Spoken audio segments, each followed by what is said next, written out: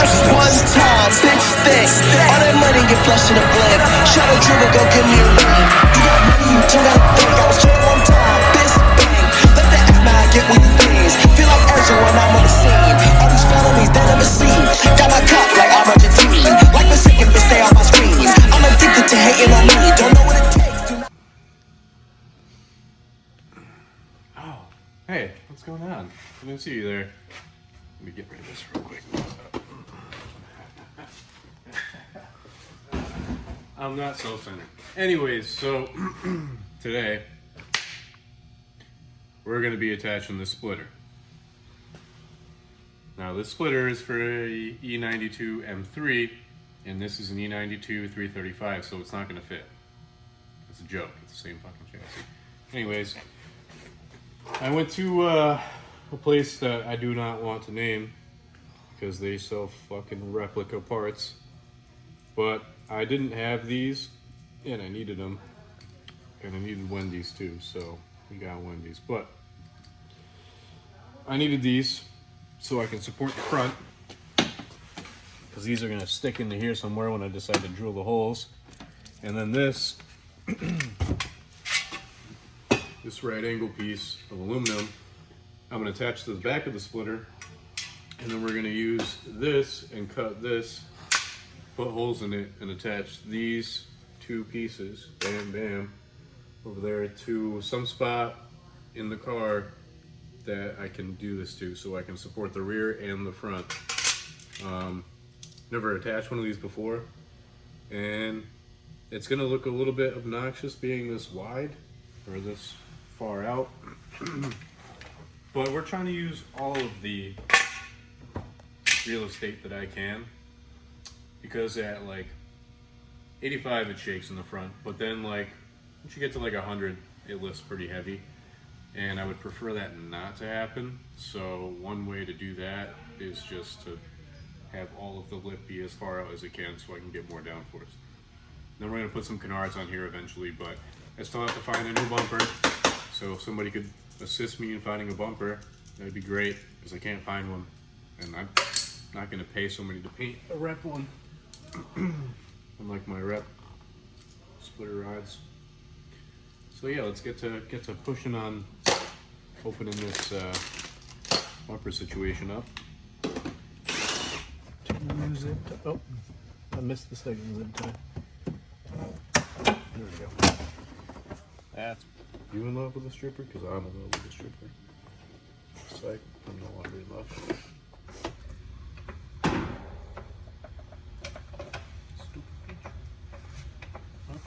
Let's see. So this is gonna sit roughly here. Except not so fucking.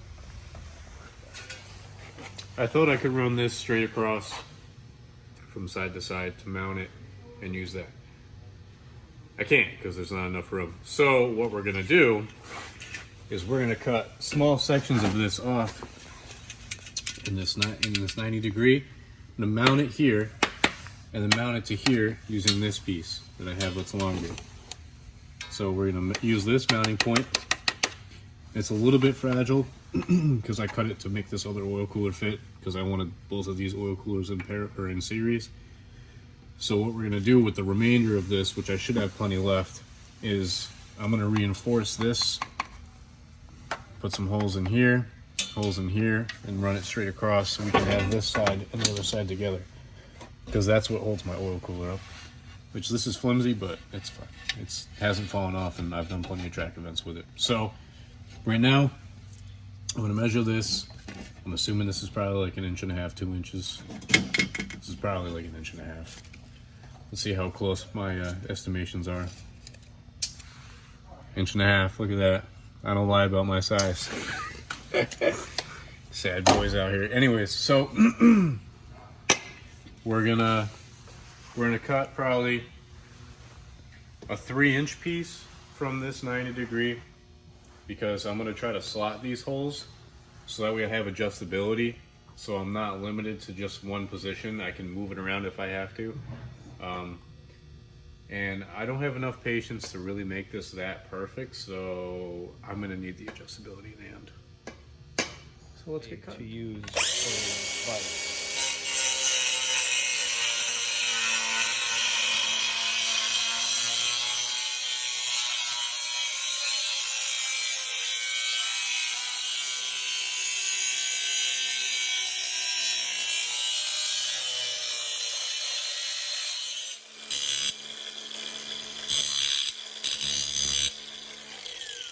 How much do you think you're worth an hour? Shorty? All right, Shorty. We got our brackets kind of made up. You might think they look like Dookie, but they look like Dookie times 2. I was gonna fart, but I can't. Anywho, so as you can see, it's got a little bit of flat. So I'm gonna ruin this bumper. As you can already see, I've already ruined it with the shop door once. That's not. Anywho, so I've already ruined it once. So I'm figuring we're just gonna kind of like randomly drill, like right here. Oh, that's not how I thought that was gonna go. Joke's on me. It's an end mill. Yeah, so that's not how I was trying to do it. Anywho, let me grab Function number 4.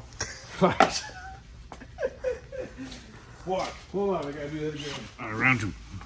I don't know which hole we're going for.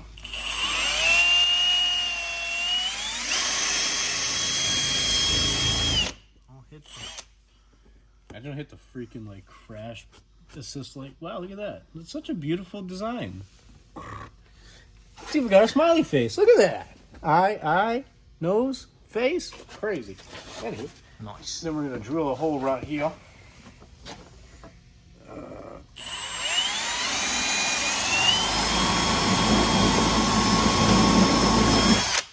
Yep, we're through.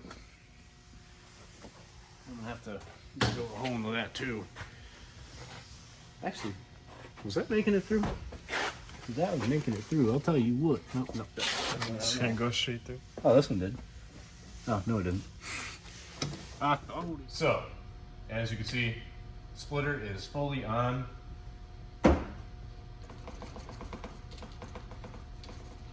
It's not going anywhere right now. Neither is the car, because I need a clutch. Please, clutch master, send me my clutch. Please. I know it's not your fault, but I need my clutch. So I need to definitely get a lip so I can fill up this gap. And I might have to shorten the brackets just a little bit when I do get that lip, but we'll see how that turns out. The lip will fill in the gap, obviously, and then I can attach the splitter to the lip to the bumper. So it won't have as much flex on the corners, but it should fill it in pretty good. I think for now I'm going to try to make something up with this bumper so I can get rid of this whole banged up section. This was not from me. This is how I bought the car. This is from me because I parked it too close to the door when I went to go open it. So that kind of sucks, but it is what it is. I'm not too worried about it. But appreciate you guys watching the whole process of me putting the hood vents in, putting the spoiler on, although I didn't make a video on that because I was too excited when I got it. And then I gotta put a tow hook here because you're required to have tow hooks on the track. You need to have tow mounting points. Good news, Tire Rack is going to replace my 2 front tires. I don't know if I mentioned this in any of the videos, but these Falcon Azenis RT or RK 615 pluses, the 2 rears are just fine, but the 2 fronts, I had to get them balanced 3 times.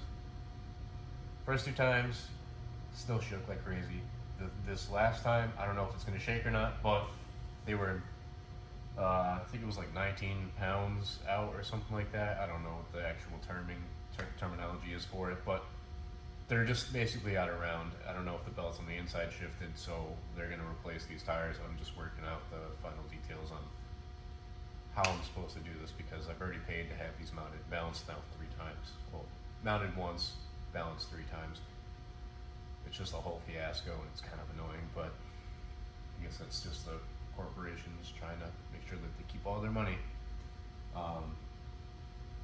So yeah, gotta get a lip, and then I gotta somehow make a whole skid plate to go underneath the car, because I want to get rid of any air that can get trapped.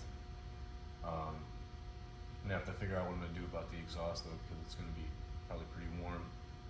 And if anybody wants to make a center exit for me, that would be freaking sick, because the center exit exhaust on this would just look cherry. But that's like the least of my concerns. I really want to get the clutch in. We've been waiting on it for a while. No fault to DKM or anything like that, but you know, they're waiting on the aluminum to be able to make my flywheel. So that kind of sucks, because we bought a twin disc clutch for this. Probably don't need a twin disc clutch, but in the end, I'd rather be over prepared for what I'm going to use this car for, than rather than rely on something that I'm just going to blow apart easily.